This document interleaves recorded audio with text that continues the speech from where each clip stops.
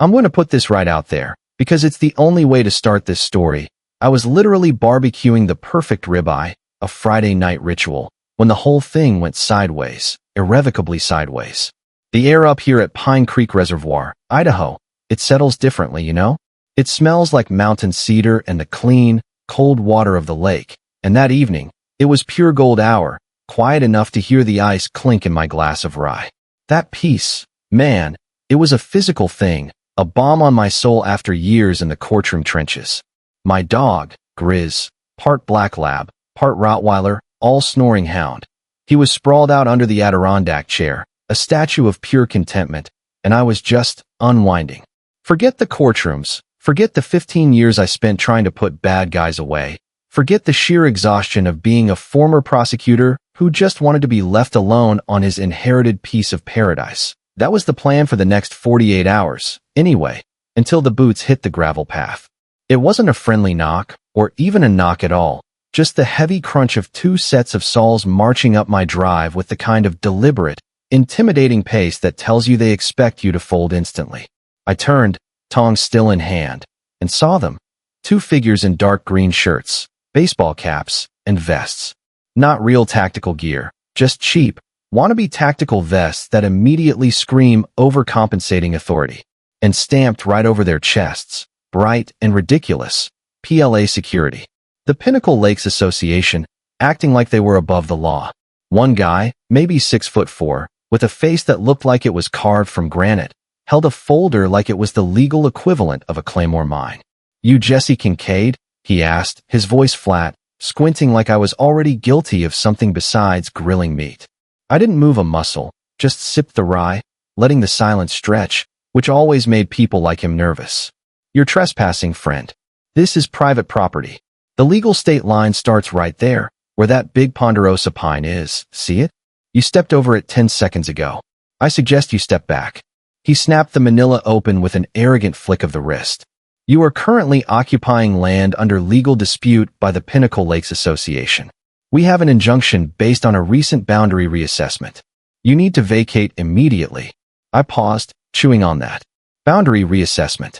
The sizzle of the ribeye on the grill was the loudest sound in the universe, an innocent sound contrasted against this absurd hostility. The hell I do. The other guy, shorter, stockier, with sweaty palms visible even from a distance, stepped closer, fiddling with the canister on his belt. "Sir, the shoreline parcel has been identified as a common area encroachment. We have orders to clear it until legal ownership is confirmed." I set the glass down very gently on the deck railing. The warm sigh of the evening had just been replaced by a nasty, cold draft. I stood, slowly, letting my full height register. "You two clowns need to turn around and walk back down that hill. Right now? This land has been in the Kincaid family since 1978. You don't have jurisdiction here. You don't have a warrant, and you damn sure don't have permission to put your boots on my deck." They ignored me completely. The tall one, Mr. Folder, he took a heavy step forward, reaching out like I was a wayward teenager who needed a lesson. "You've been warned," he mumbled, and his thick, cheap-gloved hand clamped down on my shoulder. "Bad choice, buddy." That was the moment. The second that glove closed, that old, cold training from my prosecution days, the one that taught you how to move fast when a witness goes volatile, kicked in. I twisted hard to the left, which broke his grip immediately, and my elbow went exactly where it was trained to go, right into his solar plexus. The sound he made was a wet wheeze. He folded up like a cheap lawn chair and dropped the folder. The other guy, Mace Man, he froze for a critical half-second before he lunged, but he was slow and predictable. I ducked under his wild swing, grabbed the synthetic vest material. It felt cheap and flimsy in my hand, and used his own forward momentum to pitch him clean off the 3-foot-high deck. He hit the gravel hard, all boots and sharp elbows, sending up a cloud of dust and pine needles. Grizz, bless his huge, loyal heart, woke up from his nap and was now roaring, not barking, roaring, a deep, chest-rattling, territorial sound, ears pinned back, pacing the deck like he was waiting for the bell to ring so he could join the main event. Folder guy, wheezing and spitting, scrambled back up, and that's when I saw it. A cheap collapsible baton. When did he draw that? He swung, a clumsy, desperate arc, but I caught his wrist, drove a knee into his thigh, and he buckled, stumbling back into a deck post. That's when the high-pitched chirp cut through the air. The first guy, still on the ground, had fumbled for his vest and pressed the bright red panic button. Code Sierra, officer down. Pinnacle Lake's perimeter, a mechanical voice squawked from a speaker on his vest. The sound echoed weirdly in the otherwise silent mountain air. Son of a bitch, I muttered, backing away, hands up in the universal sign for I'm done fighting your stupidity. I didn't want to escalate to weapons, but I was ready. They didn't go for anything else, though. They just stood there, red-faced, covered in dirt, one of them nursing a knee, trying desperately to look like they were still in charge of a situation they had just spectacularly lost to a guy with barbecue tongs. Their dignity was utterly shattered. The sirens came fast. 10 minutes later, a deputy's truck was flashing red and blue through the pines at my gate. The deputy, a young guy I vaguely recognized from a few years ago, stepped out already frowning, his hand near his holster, already believing the two dirt-covered security officers before he even heard my side. I tried to explain. I really did. I pointed out the gate, the obvious trespass. I offered the deed, ready to show him the 1978 date. But the HOA goons were talking faster, louder, painting a narrative of violent resistance against lawful orders. He assaulted us. He was unhinged. We presented legal documents. The deputy, overwhelmed by the chaos and the uniforms, waved off my deed like it was yesterday's fishing license. He didn't want complexity. He wanted compliance. Sir, you can explain at the station, he said, pulling out the steel cuffs. Grizz lunged forward, a low, guttural growl vibrating in his chest, but I hit him with a sharp, whispered command. Grizz, stay? Now, I couldn't risk the dog. I let them cuff me. I didn't say another word as they marched me down my own damn driveway, past the grill where the ribeye was now just a lump of smoking charcoal, past the glass of rye, now knocked over, dripping liquid gold into the deck slats. It was a scene of pure, petty injustice. They threw me in a concrete box that smelled of mildew and stale sweat, the kind of holding cell where the law just goes to dry up and forget about humanity. No phone, no lawyer, just a flickering fluorescent light and the permanent smell of desperation.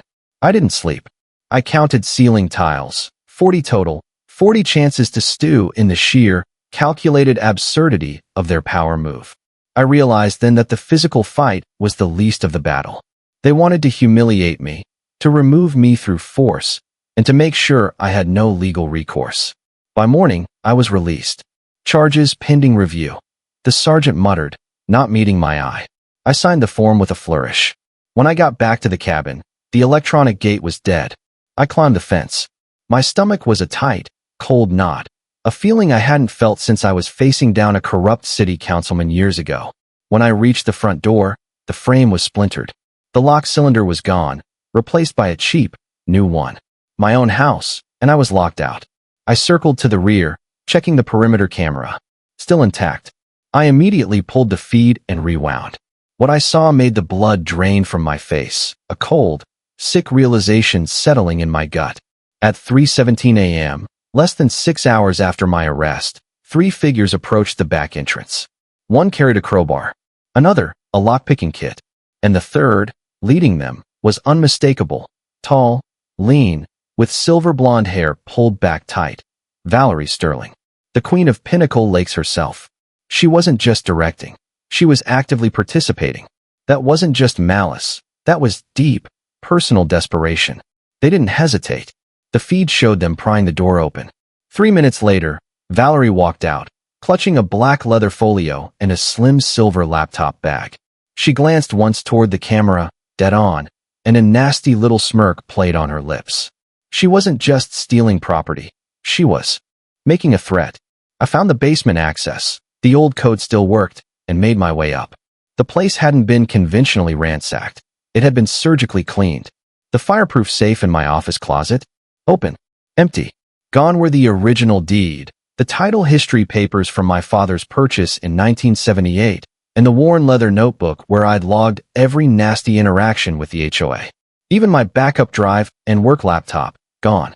They had tried to erase me from the legal record. They knew exactly what they needed to steal to neuter my entire defense. I stood in that gutted office, fists clenched, heart pounding in my ears.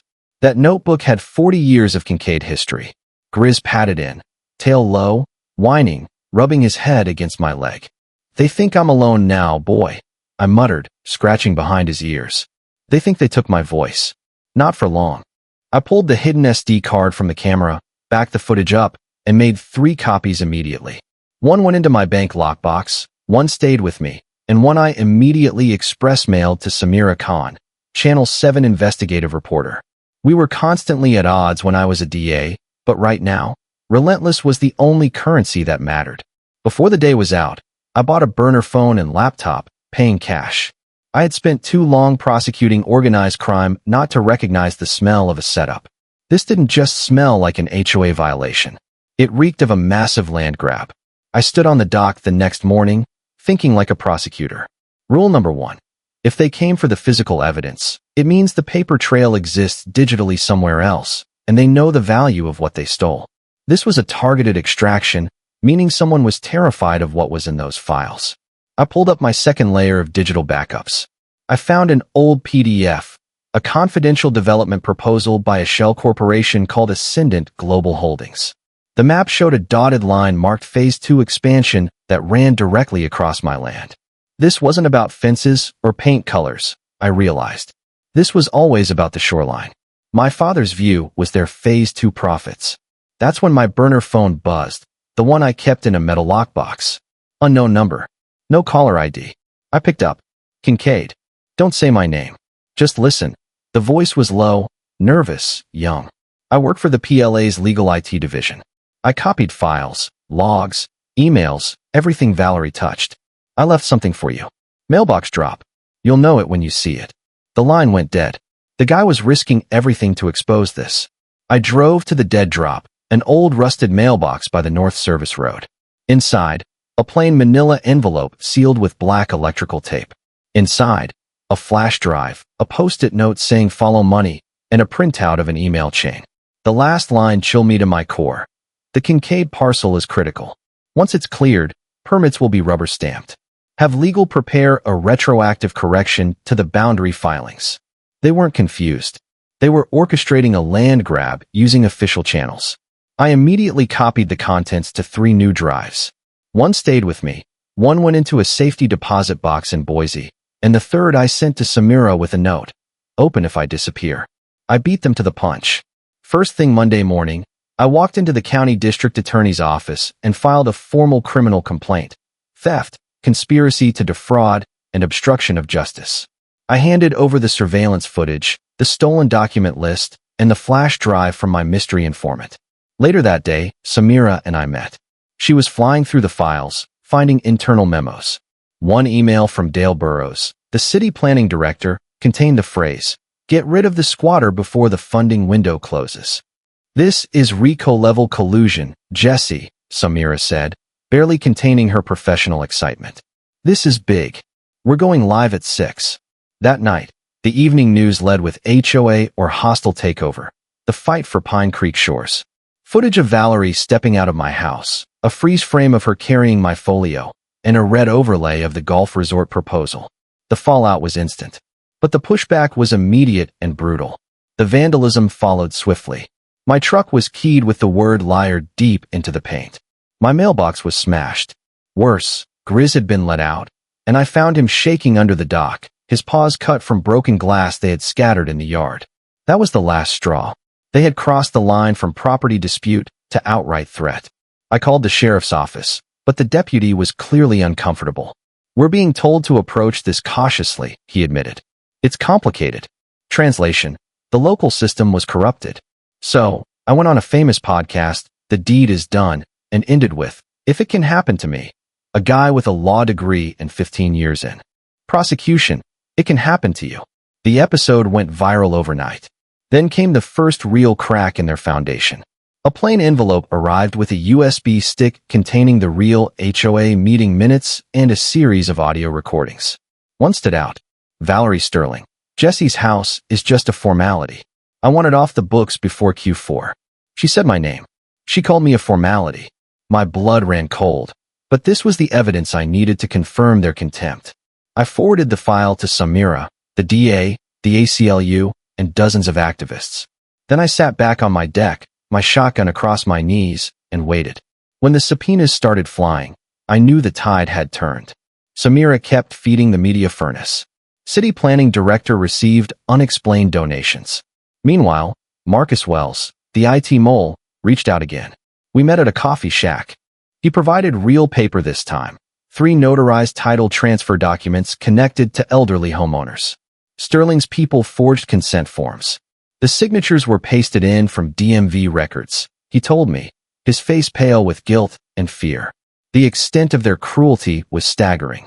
I drove that folder straight to the DA's office. The investigator, Sullivan, went pale as he flipped through the documents. You know this could turn into a full racketeering case, Kincaid? Damn right it could. 2 days later, the DA called a press conference, announcing a full criminal investigation. The next morning, federal marshals arrived at my door, serving a search and seizure warrant on the HOA offices. 30 minutes later, Valerie Sterling was arrested at her McMansion. The charges were heavy: conspiracy to commit fraud, theft of property, falsification of public records, and RICO predicates. I took the stand 2 weeks later. I showed the jury the break-in video, played the audio clip, and laid out the forged document trail. When they asked why I didn't walk away, I said, because that lake house wasn't just dirt and lumber. It was my father's legacy, and I wasn't going to let them steal it from me just to build a golf course for out-of-state investors. The verdict: guilty on all counts. The judge sentenced Valerie to 10 years without parole and ordered the entire Pinnacle Lakes Association to be dissolved, effective immediately. The court awarded me $385,000 in damages and ordered a massive restitution fund for all affected homeowners. The final cherry on top? I got a handwritten note from the judge herself. You remind us why the law exists, she wrote. To protect those who stand alone when the system forgets them. Well done. 3 months later, the lake was quiet again. The Pinnacle Lake sign was gone. I rebuilt my life, adding a screened porch and doubling the size of the dock. I bought a new pontoon boat. I named it Due Process. Grizz approved. Samira and I launched HOA Watchdog, a pro bono initiative for homeowners tangled in these nightmares. Marcus, the IT mole, became our tech director. He smiles more now. One Saturday morning, a kid on a bike stopped at my driveway. You the guy who fought the HOA? He asked, wide-eyed. That's me. He grinned. That's badass. Damn right it was, I said. Damn right it was. But here's the thing I still think about, the controversial part. Did I win because I was right? Or did I win because I was a former prosecutor who knew exactly where the pressure points were? Would Martha Kilmer have ever gotten her boat ramped back if I hadn't gone scorched earth? That's the dirty secret of justice, isn't it? It often favors the person with the bigger stick and the louder platform. What do you guys think? Should I have fought that hard? Or should I have just taken the money and run? And what's the worst HOA story you've ever dealt with? Let me know in the comments below, and don't forget to like and subscribe to HOA Watchdog to follow our next case.